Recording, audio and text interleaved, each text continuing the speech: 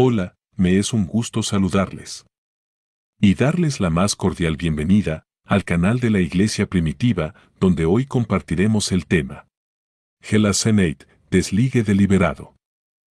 Nota del traductor: en el siglo XVI se levantó un grupo de cristianos remanente que prácticamente revivió el cristianismo primitivo en todo su esplendor. Debido a que bautizaban sobre la confesión de fe, se les dio el nombre de anabaptistas. Muchos de sus escritos originales se conservan. Sus escritos incluyen testimonios, himnos, cartas que se enviaban desde la cárcel y algunas confesiones de fe. En sus escritos es muy prevalente y recurrente el concepto de Gelassenate, palabra de un dialecto alemán sin traducción directa al castellano, que implica la idea de soltar en un sentido muy amplio. Ellos la utilizaron para referirse a la rendición a Cristo, dejando todo atrás, tal como Cristo lo describe en Lucas 14. Para ellos esa era la única manera de ser salvo y de hallar el gozo en Cristo. Lo siguiente es una carta de un hermano anabaptista, escrita desde la cárcel, en la cual explica esta idea. Te animo y reto a que lo leas con cuidado y en oración. Con ello en mente, examínate, ya que al final de cuentas, esto, es decir, la Gelassenate o entrega real, es la única diferencia fundamental entre un cristiano verdadero y una persona que solamente es religiosa hipócrita. Dios te bendiga. Alguien que abandona algo o lo deja ir es alguien desligado, o separado, o despegado o desapegado, o deslindado. Aunque alguien que ha sido abandonado también puede llamarse desligado, la diferencia es que la persona abandonada es pasiva, la acción le ha sido hecha a él, mientras que la persona desligada es activa o reflexiva, es decir, la persona se hace esto a sí misma. Si desean un término latino para esto, no puedo pensar en uno mejor que la palabra de Cristo, quien dijo, el que no abandona a padre, madre, etc. En latín existe la palabra relinquo, soltar o ceder. Sin embargo, existen otros términos latinos que describen la Gelassenate, como son deserere, desertar, renunciare, renunciar o dimitire, desechar o desestimar. Tomen nota de cómo el amor a una esposa sobrepasa y echa fuera el amor a padre y a madre, ya que está escrito, dejará el hombre a su padre y a su madre, y se unirá a su mujer. Génesis 2:24. De la misma manera, el amor a Dios tiene que desplazar todo amor y todo deleite que naturalmente tenemos por las cosas creadas. Sí, tenemos que rechazar todas las cosas creadas si queremos tener a Dios como nuestro protector y nuestro morador o Señor. De la Gelassenate que experimentan las parejas que se casan, al dejar a su padre y a su madre para unirse a su cónyuge, podemos aprender cómo hemos de despojarnos de todas las cosas y levantarnos por encima de lo creado, para las cosas increadas y más elevadas. Lo que tenemos que dejar ir. Nota entonces, que yo, de ninguna manera tengo que buscar lo mío propio.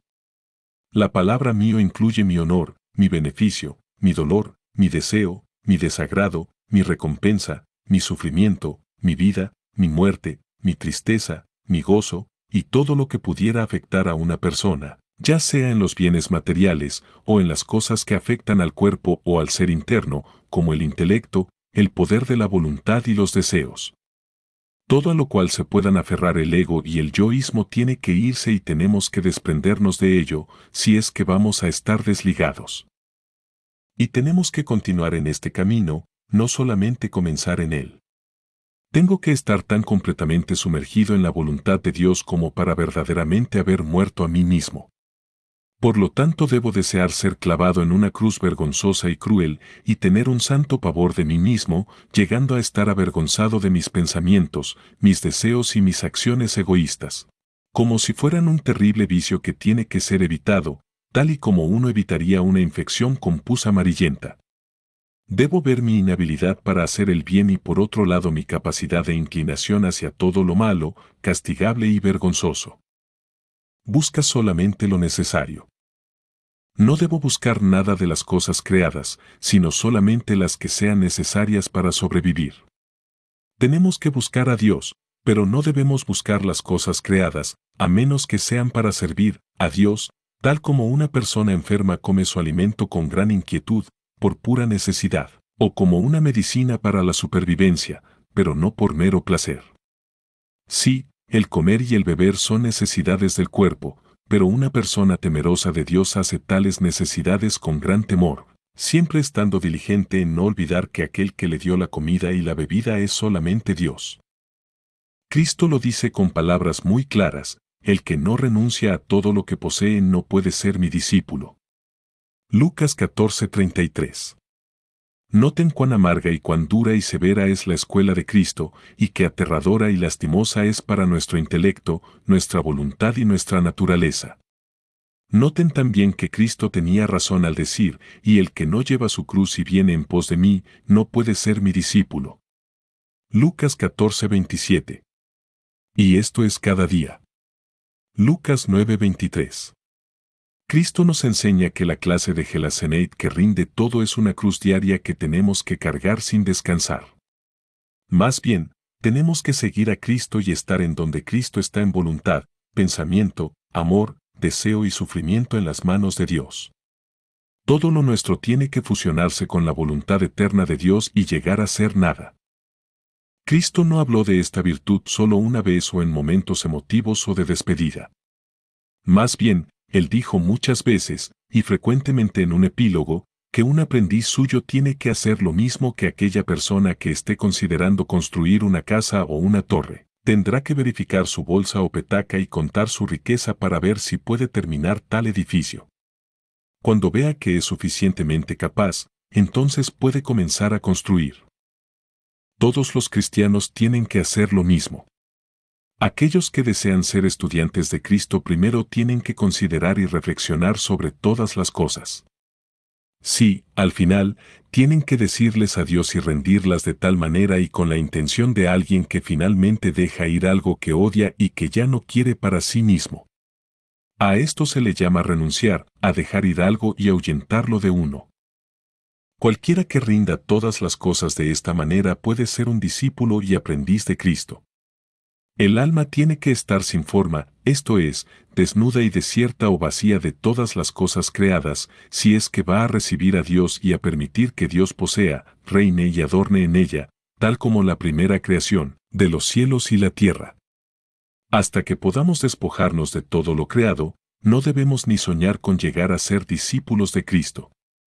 Que nadie piense que Dios entra en el alma, mientras todavía haya criaturas que llenen, consuelen o agraden el alma, como dice en Jeremías 7:24, y no oyeron ni inclinaron su oído. Antes caminaron en sus propios consejos, en la dureza de su corazón malvado, y fueron hacia atrás y no hacia adelante. Si le damos la espalda a tal Señor y lo repudiamos, ¿debería Él todavía voltear su rostro hacia nosotros y tenernos buena voluntad? No, estos infieles han convertido el perdón de Cristo en una lotería. La circuncisión espiritual. Si yo amara algo además de Dios, entonces no estaría amando a Dios con todo el corazón. Porque aquel lugar en mi corazón que ama algo diferente, le está quitando lugar a Dios, por lo tanto, no podría amar a Dios con todo el corazón. Este amor es la circuncisión espiritual, esto es, un extirpar del corazón todas las cosas creadas. Mientras que las cosas creadas no estén separadas del corazón, entonces el corazón no es capaz de amar a Dios por completo. Cuando buscamos la ayuda, el consuelo y la confianza en una cosa que no es Dios, entonces el corazón está incircunciso. Por esta razón se dice que la fe circuncida el corazón, porque levanta al corazón para confiar en Dios, quitándole el consuelo en cualquier otra cosa. Unidos a Dios. Además tenemos que notar que Dios se une a nosotros y nos fija a Él con ese pegamento llamado amor. Un corazón verdaderamente creyente no se aferra a nada, sino solo a Dios, y, puesto que el amor a Dios es el pegamento que nos une a Dios, entonces se sigue que un corazón circuncidado y amante se aferra únicamente a Dios. Más aún, es imposible que el amor de Dios entre en un corazón a menos que el amor, el deseo, el consuelo y la confianza en las cosas creadas se hayan ido del corazón. La circuncisión y la expulsión de las cosas creadas ocurren para que podamos amar a Dios con todo nuestro corazón, ya que dice: y circuncidará Jehová tu Dios tu corazón y el corazón de tu descendencia, para que ames a Jehová tu Dios con todo tu corazón y con toda tu alma, a fin de que vivas. Deuteronomio 30, 6. La gelaseneit y la circuncisión del corazón son la misma cosa. Consideren si no es lo mismo decir, nadie puede amar a Dios a menos que su corazón esté circuncidado de todo deseo, confianza, temor y consuelo en las cosas creadas, y lo que Moisés y Cristo dicen, a menos que dejemos todo lo que tenemos, las cosas en las cuales encontramos placer, comodidad y confianza, o las cosas que tememos, no podemos ser sus discípulos. Leemos que Cristo llamó a mucha gente a su cena, ninguno de los cuales vino, ya que cada uno de ellos tenía una excusa. Uno había comprado una tierra, otro se había casado, otro había comprado bueyes, etc. Lucas 14, 18 al 24. Y todos ellos descubrieron sus corazones obstruidos y no rendidos en el hecho de que no quisieron oír la voz de Dios y aceptar la invitación de ir al banquete. En esta parábola Cristo también menciona las cosas creadas que tenemos que abandonar si deseamos escuchar y obedecer su voz y su enseñanza para verdaderamente conocer y amar a Dios. Cristo menciona esposa, tierras y bueyes. Aunque estas cosas apuntan hacia todas las otras cosas que debemos dejar ir, mencionaré otras pocas que Cristo también mencionó: casas, campos, hermanos, hermanas, padres, madres, hijos, esposa, y más aún que todo, nuestra propia alma. El egoísmo y el yoísmo. Si deseamos ser personas rendidas y ser discípulos de Cristo, tenemos que dejar ir todo y rendirle a Dios todo lo que pudiera afectarnos de una u otra manera. Por ejemplo, nada bueno debe ser apropiado para nosotros. Tampoco debemos codiciar nada natural. Es verdad que si alcanzas el punto en el que te despojes de tu propia persona, serás completamente libre de todo. Si creo necesario decir otra vez que tal gelaseneit, soltar, no es lo mismo que soltar una moneda de tu mano. Por supuesto, no debemos matar a padre ni a madre, ni cometer suicidio. Más bien, tal gelaseneit consiste en extirpar el amor, el placer, la preocupación, la confianza y el temor que tengamos hacia nosotros mismos o hacia las cosas que son nuestras. En pocas palabras, debemos destruir todo lo que somos y volvernos de todo lo que codiciamos, para que solo Dios sea nuestro amor, nuestro placer, nuestra preocupación, nuestro temor, nuestra ayuda, nuestra confianza y nuestro todo. Solo a Él nos debemos aferrar. Soltar y dejar que Dios provea. En común con los animales, buscamos alimento y bebida. Y nos relacionamos con nuestros parientes. Pero como cristianos no tenemos en común con los incrédulos el estar llenos de preocupación por estas cosas.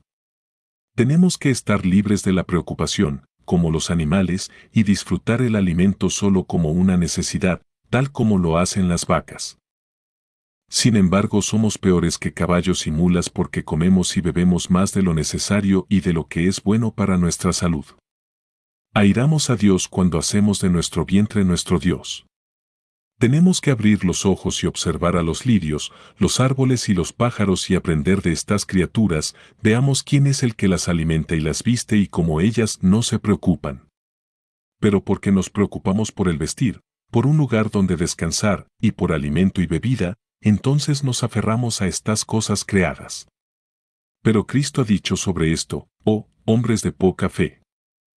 Todo aquel que esté cargado con confianza, deseo, preocupación y temor con respecto al dinero o a la comida, peca contra la fe según se preocupa por el dinero y por el alimento. ¿Por qué? Porque Cristo dice que siempre mostramos poca confianza en su Padre Celestial cuando nos preocupamos en exceso por la comida, la bebida y el vestido. Notemos que este pecado, de no rendirnos a Dios y no confiar en Él, indica o revela un corazón no circuncidado, y notemos que con este pecado, la persona odia o al menos menosprecia a Dios y lo considera nada o poca cosa. ¿Pueden ustedes concluir de todo esto que tenemos que aferrarnos a Dios y a su reino solamente, con una confianza segura y cierta, con un amor ferviente y con temor, y todas nuestras necesidades nos serán añadidas? Mateo 6:33. No mirar atrás. Sí, tenemos que buscar solo a Dios con ojos fieles y con firmeza, para que prefiramos morir antes que volver atrás. De manera similar, debemos preferir morir 1000 veces antes que apartarnos siquiera una vez de Dios. Cuando ponemos nuestros ojos en los bienes temporales, eso nos aleja de Dios.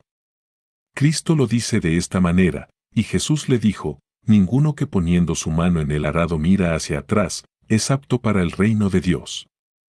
Lucas 9, 62. Escuchen por tanto, hermanos míos, que no somos aptos para entrar en la escuela de Cristo si miramos atrás. Y comprendan cómo tenemos que extirpar y cortar todo aquello que haya en nuestros corazones, para barrer nuestra casa hasta limpiarla, si es que deseamos ser aprendices de Cristo. Por favor lean Lucas 9 y Lucas 14 lado a lado y compárenlos, combinando su significado, e indudablemente se sorprenderán y serán impulsados a clamar. ¡Qué pobre gente somos! Y cómo tenemos la gran necesidad de sufrir con Cristo siempre. Acuérdense de la esposa de Lot. La esposa de Lot quizás miró atrás debido a sus bienes materiales, a su salario, a sus amigos, o a algo así, cuando Dios hizo caer fuego y azufre del cielo sobre Sodoma y Gomorra, destruyendo todo lo que había allí. Ahora bien, lo mismo que ocurrirá cuando Cristo aparezca, también tiene que ocurrir dentro de una persona cuando Cristo secretamente la alumbra en su corazón. Si deseamos ser cristianos rendidos, no debemos estar ansiosos por obtener bienes materiales ni por preservar nuestras bolsas llenas de comida. Tampoco debemos sorprendernos cuando los bienes que hemos adquirido sean llevados en un instante. Tampoco deben consolarnos o hacernos cómodos los bienes que poseemos. Más bien, debemos aceptar el reino de Dios, esto es, su voluntad eterna, con amor y deleite. No te enorgullezcas de tu Gelasenate. Noten también que cuando reconozcamos, confesemos y abandonemos todas las cosas antes mencionadas de las cuales hemos de despojarnos, no debemos permitir que nuestro conocimiento, confesión y rendición se conviertan en nuestro gozo y amor, no sea que perezcamos también por culpa de amar nuestra Gelasenate. A menudo ocurre que una persona es cacheteada en la cara por causa de Dios y esa persona decide no tomar venganza ni ofenderse. Sin embargo, seguro que sí le encantaría que alabaran su paciencia o le encantaría ser considerado cristiano por causa de su paciencia. O, quizás se siente irritado por haber permitido que lo golpearan sin golpear de vuelta, aun cuando tenía la fuerza suficiente para golpear de vuelta, o porque permitió que le llamaran burro, campesino o sectarista, sin contestar. Sin embargo, tiene un ojo en su sufrimiento y está allí, disfrutándolo y amándolo, cuando debió haber huido de ese amor también, por causa de Dios, para servir solo a Dios y enfocar sus ojos únicamente en Dios. Todo se resume en esto: todos los que deseen servir a Dios no deben servirlo con un corazón a medias, sino con toda su alma y con toda su voluntad. El yo. De todo esto pueden aprender el significado del yo y el ego y también comprender cómo un servicio verdadero y rendido a Dios levanta los ojos del alma hacia la insondable voluntad de Dios, acercándola sigilosamente hacia el bien inconmensurable, que es Dios mismo, en donde no puede haber ego ni yo. Porque mientras el alma no mire a ninguna otra cosa que no sea a Dios, quien es el bien eterno, y a su voluntad, entonces el corazón también no estará enlazado a nada creado. En pocas palabras, el que desee estar completamente rendido, tiene que despojarse de sí mismo de manera irrevocable, entregando todo su egoísmo y su estar centrado en sí mismo. Luego el yo rendido tiene que llegar a ser uno con la voluntad divina, de tal manera que no vea, oiga, guste, desee, quiera, ni entienda ninguna otra cosa, sino solo la voluntad de Dios. Lo que aleja o distrae a una persona de aceptar la voluntad de Dios tiene que convertirse en un lugar de martirio. Esta es la cruz que tenemos que cargar cada día. La nueva vida en Cristo. Luego el que se ha rendido y ha abandonado el ego y la egolatría, llega a ser semejante a Cristo en su vida. Y así uno descubre que su vida ya no es una vida humana, sino divina, y que no soy yo el que vive, sino Cristo en mí. Gálatas 2:20. Si nos hemos entregado o no, esto puede ser decidido cuando nada nos agrada excepto lo que agrada a Dios, y cuando no deseamos nada de las cosas creadas, excepto las que Dios quiera. Es entonces cuando estamos desligados, porque ya no amamos lo que nosotros queremos, sino lo que Dios quiere. Y deseamos lo que Dios desea. En la voluntad de Dios están arraigados nuestra salvación, nuestro amor, nuestro gozo, nuestra gloria y nuestra vida. Por lo tanto debemos orar con sinceridad: Señor, hágase tu voluntad en la tierra como se hace en el cielo. Mateo 6:10. Que tu voluntad obre poderosamente en tus criaturas. Cristo, el camino, la verdad y la vida. Dios nos envió a su Hijo Cristo, quien llevó tal vida rendida en la manera mejor y más alta, para que fuera el camino, la verdad y la vida. No seremos engañados mientras que sigamos sus huellas y andemos como él anduvo. Primera de Juan 2:6. Es por eso que tenemos que ver lo que Cristo y la verdad inmovible enseñan. Dos clases de semilla. Cristo contó una parábola en la que una semilla que no había muerto no lleva fruto y queda sola. Juan 12:24. Cristo compara a tal semilla con la persona que ama su vida natural, pero termina destruyéndose. Destruye su vida por mantenerla viva, tal como un grano no puede llevar fruto alguno mientras esté viva. De acuerdo con esto, no podemos tener vida nueva ni buenas obras mientras que nos amemos a nosotros mismos. Todo está perdido y no vale nada y no es de Dios, no importa cuán grande espectáculo hagamos, mientras que permanezcamos en el amor propio. Dios maldice a tal árbol y a sus hojas y lo consigna al fuego porque no lleva fruto. Podemos correr, cantar, orar, ayunar y hasta sufrir tribulación, pero todo eso es en vano a los ojos de Dios si seguimos amando nuestra vida natural. Odio por la vida del alma. No es suficiente no amar nuestra vida del alma. Se tiene que añadir una sal fuerte, un odio sobrenatural tiene que reemplazar nuestro amor por las cosas creadas. Allí, el grano tiene que morir y llevar fruto. Allí, el amor, el deseo, la parcialidad y todas las pasiones del alma tienen que morir. Allí, el alma se aleja irrevocablemente de los deseos naturales. Este es el bautismo en la muerte de Cristo, la vida natural y antigua es unida a la cruz de Cristo, allí es traspasada, asesinada y sepultada con Cristo en el bautismo, para levantarse de nuevo, no como la misma vida vieja y natural, sino como la vida nueva y sobrenatural. Romanos 6:4-11. Entonces uno puede decir con verdad: ya no vivo yo, mas vive Cristo en mí. Gálatas 2:20. Hay dos vidas que se oponen entre sí y están en tensión, la vieja vida natural y la nueva vida sobrenatural, la vida del viejo Adán y la vida nueva de Cristo, la vida terrenal y la vida celestial. El amor y la inclinación por la vida vieja vienen de abajo, de la tierra y de la carne, ya que es carnal y terrenal. Porque lo que es nacido de la carne, carne es. Pero la vida nueva, el nuevo amor, la nueva inclinación y el nuevo temor vienen de arriba, del cielo, en donde ocurre el nuevo nacimiento. Juan 3:6. La vida vieja consiste en desobediencia y en hacer nuestra propia voluntad y la vida vieja se ama a sí misma y ama lo que hace, también se queja y gime cuando algo se le acerca demasiado. La vida nueva es la voluntad pura y la obediencia a Dios, y odia la vida psíquica de la persona con todos sus aspectos activos y afectivos, de hecho besa la vara del Padre, por duro y fuerte que ésta golpee. Los peligros de nuestra vida. Pueden ver en cuán grande peligro está nuestra vida y cuán rápido una persona no rendida destruye su propia alma. Porque tan pronto como nos amamos a nosotros mismos y no solo por causa de la voluntad de Dios, estamos corrompidos.